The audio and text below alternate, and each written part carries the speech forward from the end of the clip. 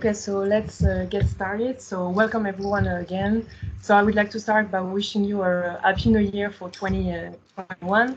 We are really happy to have you today. Just a few words about how the webinar is going to be. So I'll ask everyone to unmute your mic, so if you are not talking, and also turn off your camera if you are not a speaker, in order to don't have like a noise around us.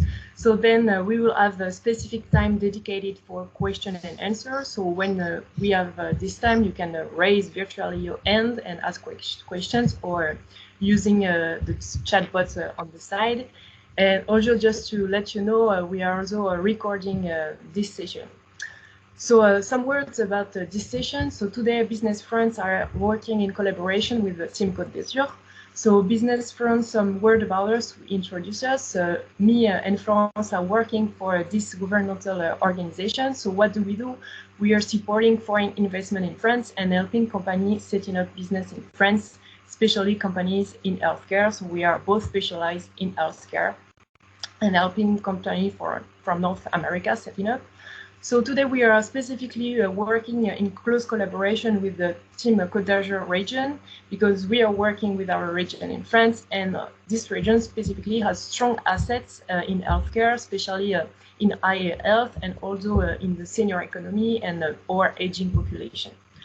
So just to give you a short overview of the agenda today, we will start with an introduction of the French healthcare ecosystem.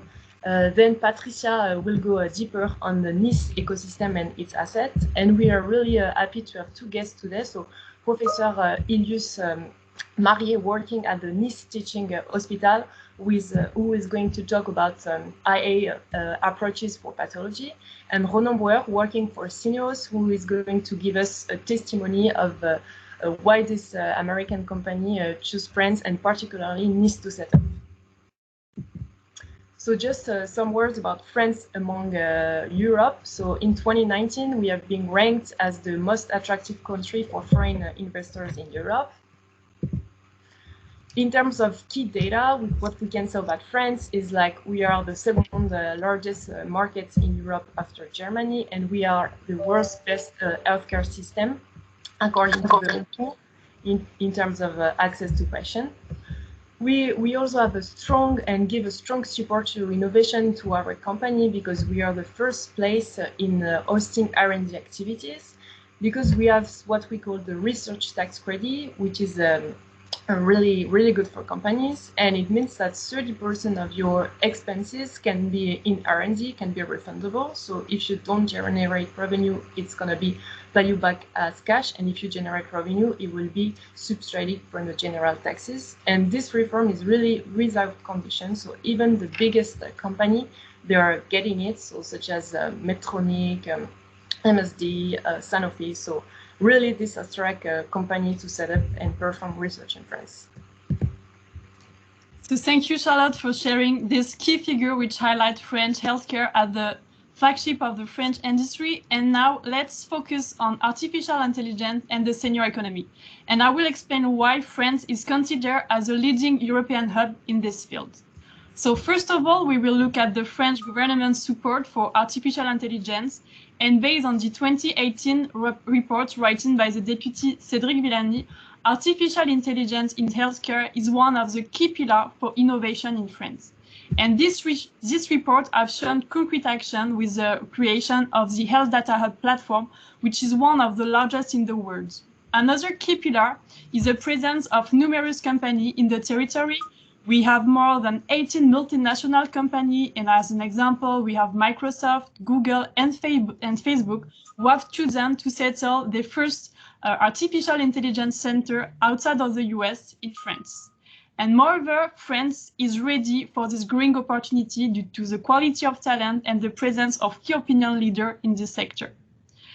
We will now focus on the second topic of our masterclass today, the senior economy. And as an introduction, we can definitively say that France is a senior experimental laboratory. According to the projection, in 2050, 1/3 of the French population will be over 60. And we have chosen to highlight one tendency that has been booming in France due to the COVID-19 is telemedicine and teleconsultation. And these trends have been helped by the recent introduction of the full coverage by the public health system.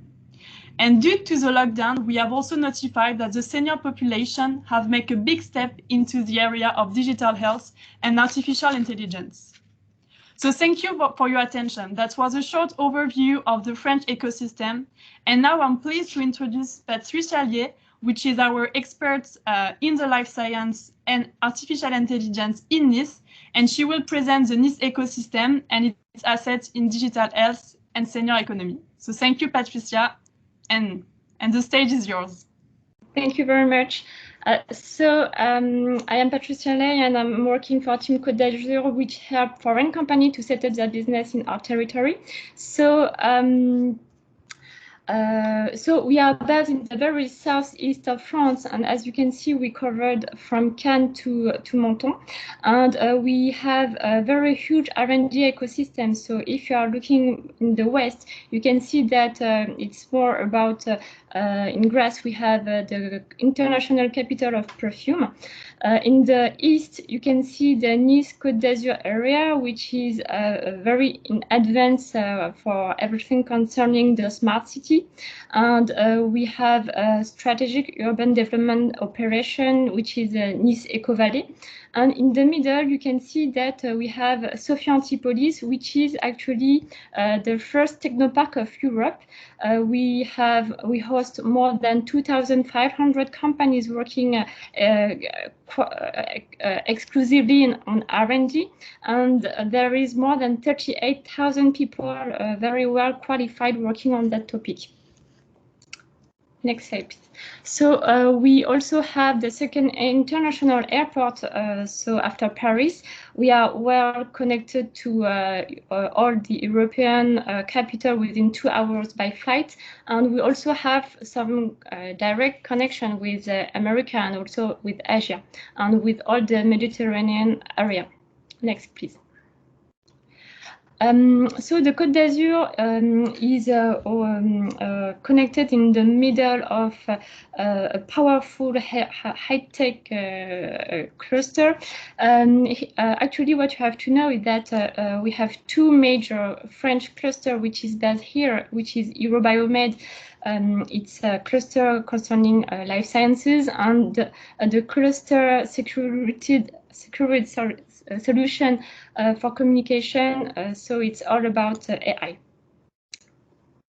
Also, concerning the tech cluster, their job actually is to create innovation in our territory. So they help companies to make R&D projects, public and private companies working together. So in Côte d'Azur, we have more than 160 companies, which are biotech, medtech, and pharma. They generate 3.4 billion euro, and healthcare is the second sector for innovation in our territory. And we also have a very dynamic research institution. So we have the Nice Hospital just here, and Professor Ille will talk about his technology. And we also have some dynamics companies, which is we have Syneos today, but you have Sangamo, Nuvisan, Virbac, for example.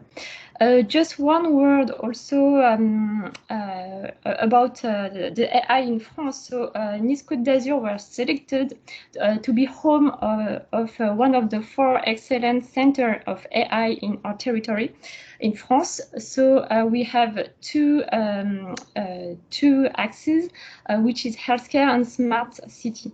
So concerning the healthcare, we are focusing on imaging, on biomodelization, and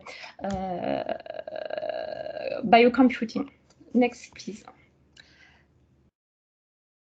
Okay, we were selected by the French government to host the artificial labs because we have a lot of researchers working on that topic. We have more than 300 researchers working on that. And sorry, it is not clear, but one thing that you have to know is that Côte d'Azur, we have 27% of our population which are more than 65 years old. So it's a good population. We are 10 years in advance with the rest of Europe and also the rest of France. So it's a good place to make experimentation. And today, what you have to know is that in 2019, the French government created the Health Data Hub, which help companies to make study, prospective study, and also retrospective study on healthcare. And actually, it collects more than 65 million people's data, healthcare data, which is 200 terabytes of data, of structured data, which is quite unique in the world, actually. It's the largest data hub in the world. And it is accessible also for startup. Yes, one word about our university. We are ranked on the top university in the world. Next slide, please. And the next slide. Okay, just one word about our public incentives in the Côte d'Azur. So what you have to know is in France, when you are looking for €1 grant, you have to put €1 from your pocket. So it starts with 100k euro and it can go up to 500k euro for concerning grant. And you have another system which is a repayable advance, and it starts with €500,000 and it can go up to €1 million. So it's something very interesting for companies which want to develop in our territory, as they can have money without diluting their capital. So this is very strategic. And finally, just in Nice area, the next slide, please. We have a Nice business district, and we have a tax exemption on that district. So a tax exemption on your profit for the 2 first years, and starting the 3rd year it will decrease. And we also have some exemption of company real estate contribution on that zone. And finally, I will finish the next slide. My job actually is to connect foreign company with our ecosystem. So it can be companies or it can be also academics, researchers. We help you to find the best seat to establish your business, to recruit your team, to have some public incentives. And once you are established in our territory, we help you also to communicate about your company. Thank you very much. Thank you, Patricia. And now I'll ask Professor Marius Ilié to introduce himself and also give us some insight about IA approaches to pathology. Okay, so hello everyone. I'm a pathologist. You know, no one is perfect. I'm working here at the Nice University Hospital, and I will show you today what are we working on in AI field in lung cancer.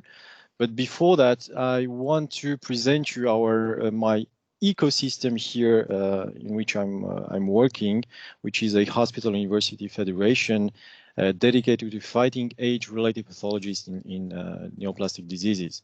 So first of all, I will give you a short presentation of OncoAge, our main collaborations and our selected examples of our working on AI. So the OncoAge was founded 5 years ago. We were a baby federation, but which is growing quite fast because we have now today more than 70 research teams with more than 800 colleagues, 200 clinicians, more than 200 researchers. And this was certified by national authorities and is coordinated by the Nice Hospital University and supported by the university. So in our federation, we are dedicated to understand the common biology between and the link between the normal aging, the chronic age-related pathologies through cancer. And we are dedicating on 4 pathologies, selected pathologies, such as lung diseases mainly, and then head and neck diseases, neurodegenerative disorders, and dermatology. And so here some milestones for 2 years between 2016 and 2018. So from our 15 research centers all over the country, you will see the map just after. We produce quite a great amount of good quality research with more than 90 articles in 2 years, with the top 3 of high impact factor journals in JAMA, Lancet Oncology. I myself, I produced the 6th highly cited article in Annals of Oncology. We had 800 citation from the 10 OncoAge's first papers. And also we have an international scientific advisory board which has 70 members from 6 different countries. So we have 3 goals dedicated on care, on research, but also on education, with values from multidisciplinarity to networking and innovation. So this is the map of our national network. Of course, we are based in the Nice area, but we are actively working with centers from Lyon and from Paris, such as Léon Bérard Center and Gustave Roussy Clinical Center. So these are our selected industrial partners, because we are actively collaborating with industries such as Roche, AstraZeneca, but also Thales and Kenai for the AI in the AI field. And also in our federation, we took advantage of a privileged relationship with the MD Anderson Cancer Center in Houston, in the United States. So we established since 2 years now joint meetings. So these are the images from the first meeting here in Nice, and which led to 14 different articles on PubMed from our first meeting between OncoAge and the MD Anderson. And the second meeting was just before the COVID crisis in Houston. And this was really helpful to actively collaborate with our partners. So now I'll finish by giving you some examples of our work here on the AI field in lung cancer, and how we applied deep learning methods to try to improve diagnosis and response prediction to immunotherapy in lung cancer. So we had 2 key starting points in lung cancer. First of all, on the diagnosis side, because we see all the time overlapping features in thoracic pathology, with a low agreement for the diagnosis in, for instance, lung neuroendocrine tumors, with the goal to apply AI to differentiate between different histological subtypes of these tumors. And for the immunotherapy, we now know that durable response to this kind of treatment is quite limited to a subset of patients, and 35% of patients do not respond to immunotherapy. So we apply AI to better select predictive biomarkers to immunotherapy from histology and from biological markers. So these are our results on the first project. This was conducted actively with a company based in London, and this was presented at the last European Congress of Pathology last year, and we obtained quite nice results in these tumors with a nice accuracy in distinguishing between the different histological subtypes. And on the second project, so this is an ongoing project, a multi-center study including patients, more than 200 patients from different centers in France. And on this project, we are working with a private companies established in Paris. And also we are working with the National Institute for Research in Computer Science and Automation based in Sofia Antipolis. So in this project, we try to have a holistic approach by integrating both histology images, but also genomics and intratumor immunity, and to apply deep learning methods to better predict the time to progression and response to immunotherapy. So on our preliminary results on the first set of slides showed quite nice accuracy results with more than 70% of accuracy to predict the response to immunotherapy just by taking a look to histological images from lung cancer. And now we are actively working on developing a multiplex immunohistochemistry method to evaluate also the intratumor immunity, and this is a ongoing project which is conducted together with Roche as well, and this is confidential. So these are our partners on this particular study, of course, the university, but also INRIA. And also private companies such as Kenai and Roche France. So now I'm leaving you with a nice view from our coast with the different partners from constituting the university from Nice. Thank you. Thank you so much, Professor Marius. So now it's time for questions. So if you have questions about what Marius just presented, don't hesitate to ask. You can raise virtually your hand or write directly on the chat box. But I have a first question for you. So you showed us that you have strong partnership with big pharmaceuticals companies such as Roche or others that you also said. What do you think this company are looking for when they're coming, in France and in the public research center in France? What do you think they want? Do they want the talents? Do they want to perform clinical trials there, etc.?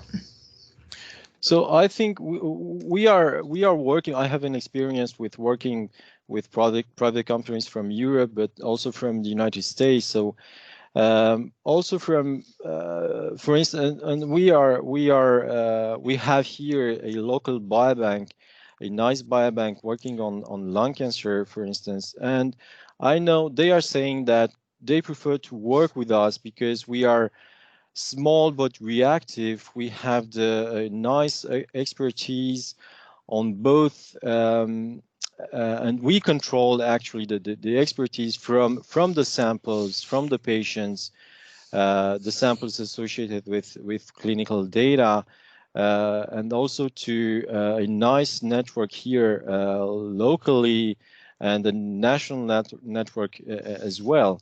So they really want to work with us because of this expertise, because of the facility to have access to samples from patients with neat, clean clinical data with our reactiveness, and also because we are dedicated to always to collaborate with either academia or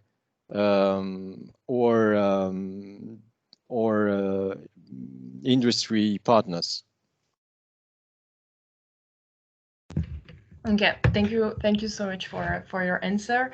And does anyone else would like to ask a question? Please go for it.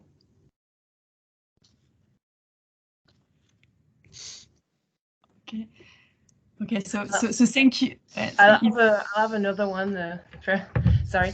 So about the IA, when do you think the Teaching Hospital of Nice started to include it in its research? Do you think it's pretty recent, or do you think was it a long time ago that you started kind of IA, even if it wasn't called like this? Well, I don't know. I think we are we started to be interested in the AI field quite early because we have the privilege to work with for several years now with the National Institute for Research in Computer Science and Automation. Basically, it's in Ria, just few kilometers away, just few miles away from here. So we, for several years now, yeah, we work with them, even though we didn't call this AI, but we were really interested really early to this field. Yeah. Okay, thank you again for your answer. Anyone wants to jump and ask a last question for the professor, or we can keep going? Okay, so maybe you can keep. Okay. Thank you again, Professor Ille, for sharing your clinical perspective and how artificial intelligence improve the diagnostic and the patient experience. And now I would like to thank and introduce Ronan Bouwer, who have accepted to share his expertise during this master's class. So Ronan is the Executive Director, Translational Science, Scientific and Business Advisor at Sineos.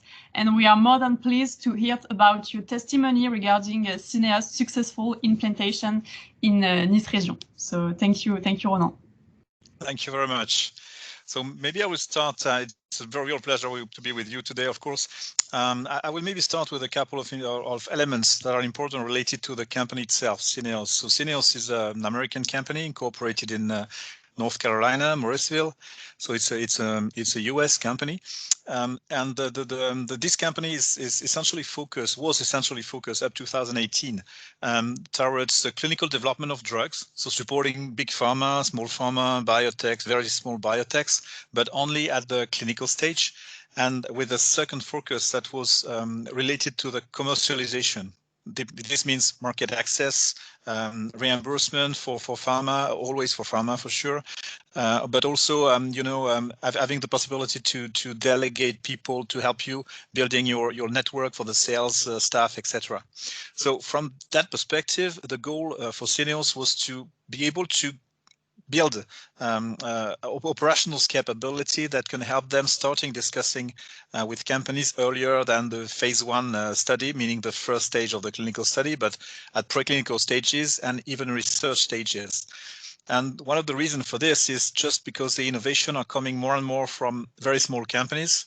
And our focus for the Translational Science Group, which is based here in Sophia Antipolis, was really to create an offer that is very specific to biotech companies, small ones, including virtual companies. And the goal was to help these companies building the story from the beginning, from the research stage up to the clinical proof of concept. And this was really the part where we wanted to focus on.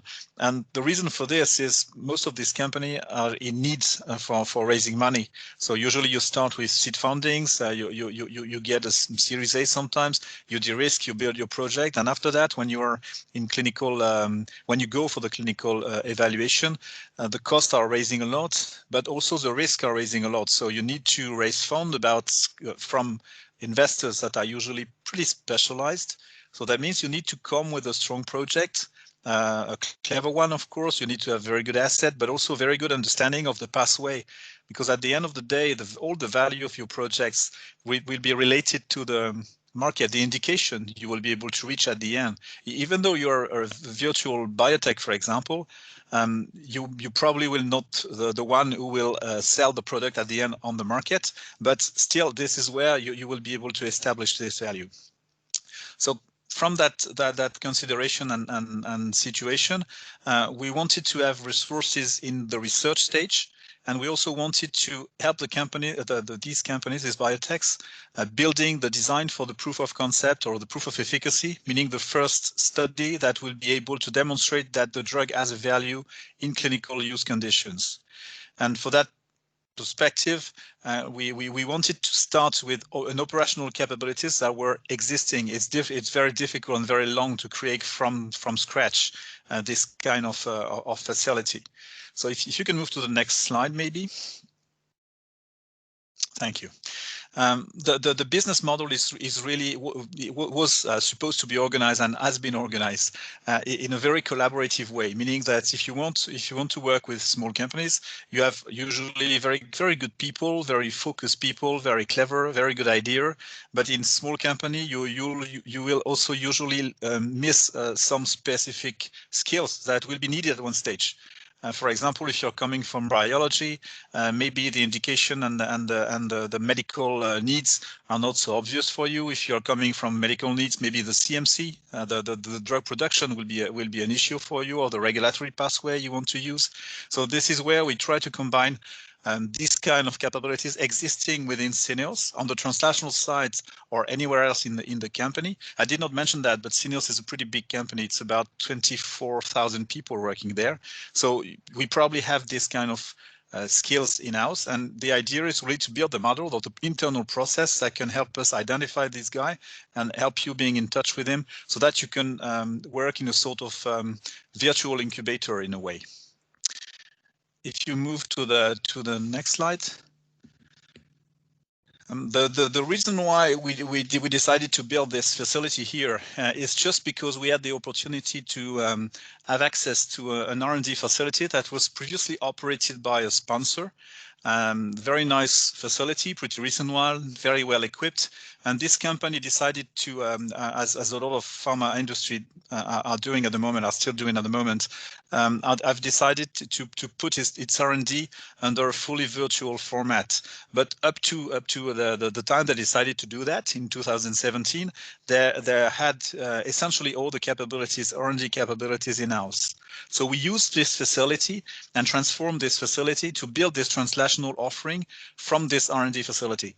So everything was in place, I would say, not the processes, of course, and not organized the way you need to have it organized to be able to support different projects for different sponsors. But you still have the facility, the labs, some of the accreditation, the skills. Human skills are also very important for sure. Equipment already available, the animal facility already available, and to be able to create this kind of capabilities efficiently and quickly from this existing situation. So we did buy out part of the facility and also employed about 100 people coming from this facility, and the rest of the R&D center has been transformed as a biopark.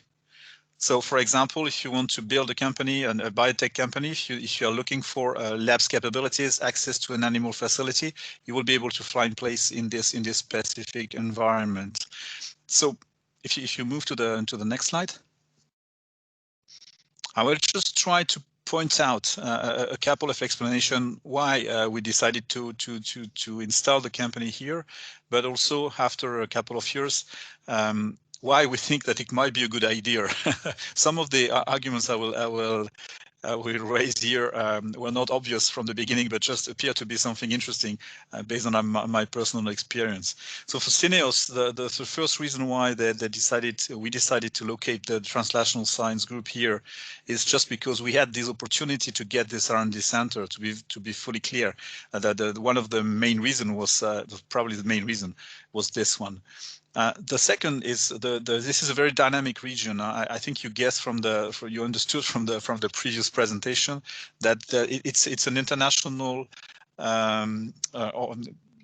area. I would say very exposed to international challenges.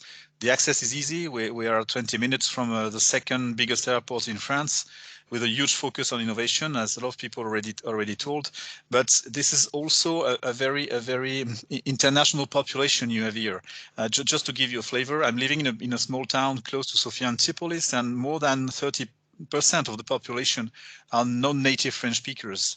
So that means it's a very specific part of France as well.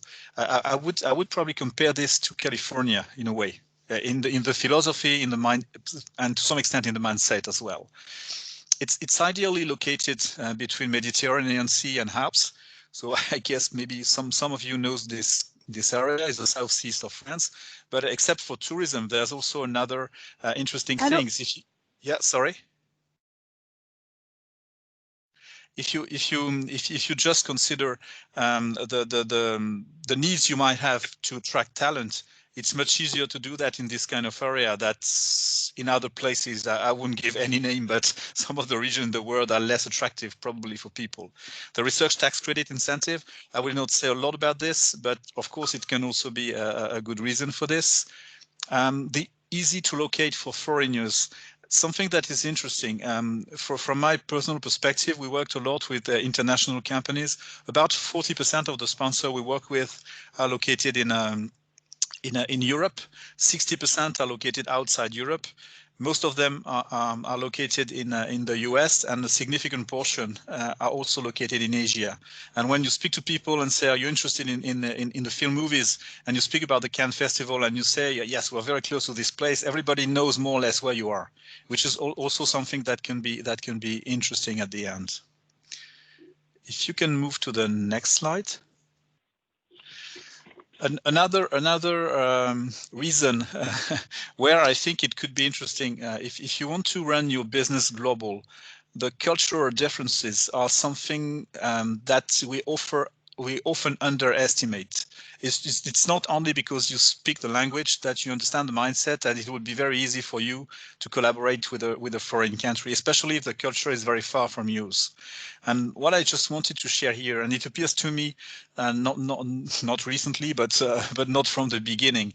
As I explained, we worked a lot with North European sponsors, often a lot with American and Asia. And if you consider the mindset, if you already consider the low and high context culture, we are located probably just in the middle, which means that it's probably easier for European people to collaborate with an Asian guy and with an American people than just fully filling the gap for these extremes. And this is something that might be a little bit conceptual, but from my daily basis, I would say, I really feel that it's something that that can bring a lot of value at the end, because again, understanding the culture of your partner is always very, very important. So it's the last slide. Thank you for your attention. The idea was just to share this testimony. If you have any question, of course, I'm happy to answer, at least to try to answer. Hi, this is Ernesto Chinona with CSSI Life Sciences.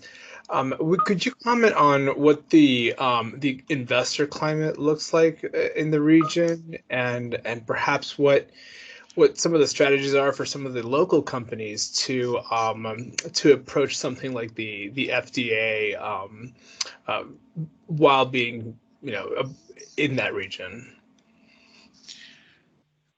From the investor side, my real feeling, again, as I explained, we worked a lot with emerging biotech, so we are not financing companies, but we try to help the company making the story nice for the investor to be convinced. My real feeling, and I think it increases with the pandemic, a lot of investors are now not really taking care, especially in pharma, taking care of where the company is located. They are really taking care of the value you have behind. And if you have very, very attractive model, if you have an asset that is really strong, the way you're located is not today the most important part for raising money.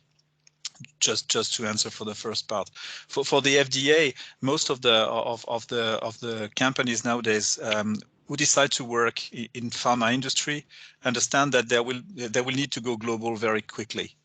And I can tell you, for example, that probably, I don't have the clear figure, but certainly more than 80% of the drug we are working on at the moment will go in the US at one moment or another. So you will have to go for an IND for the FDA. You will have to go probably also for the EMEA, because there's very few companies, with a couple of exceptions in Asia, but there are really very few companies who are not considering to go worldwide at the end, just because of the market value. I'm saying that for Asia, because for China is such a big market, so there's still a company working in China that just consider, probably half of the biotech there, consider that their market will be China essentially, and they might go outside China after the drug has been approved in China. But I would say it's pretty original. It's not original, sorry. It's pretty, it's not so frequent. It's a very specific understanding on the market for this specific region. essentially everywhere else, all the companies knows from the beginning they will have to go abroad at one stage. Yeah, I mean, just to follow up on that, from some of our partners in Israel and Australia, what we've noticed is that they want to have a virtual U.S. presence, and they've actually taken advantage of our offices to enable them to do that, so that the regulatory process through the FDA is considered domestic versus international.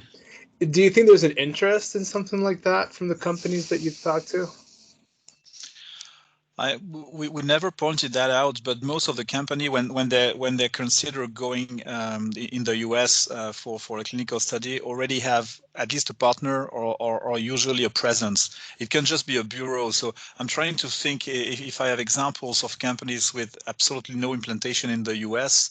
I have some, but they were located in Canada, so there's a specific cross relationship between these two countries. So it's a bit biased, probably. But yes, for sure, the FDA is still a little bit not conservative. Sorry, it's not what I want to say, but they are trying at least to favor local companies first. This is probably still a reality, less and less, I would say, but it's still a reality. It is. But just having a representation in a country is not a big deal. Whatever you locate your full operation and your headquarter and the way. Even if your headquarter is not in the US, that's not a big deal. It's not. This would be my conclusion. Yeah, and I completely agree with you. Good to hear that there's some interest there. Thank you. You're welcome. Is there any other question?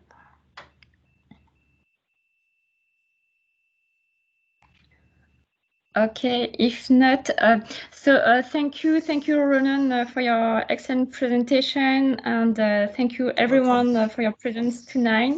We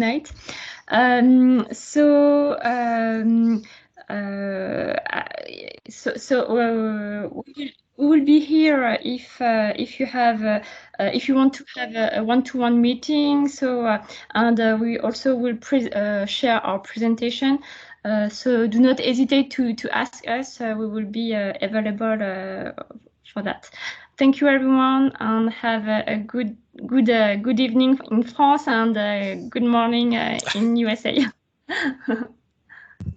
Thank you. Bye-bye. Thank you very much. Bye-bye. Thank you. Thank you all. Thank you.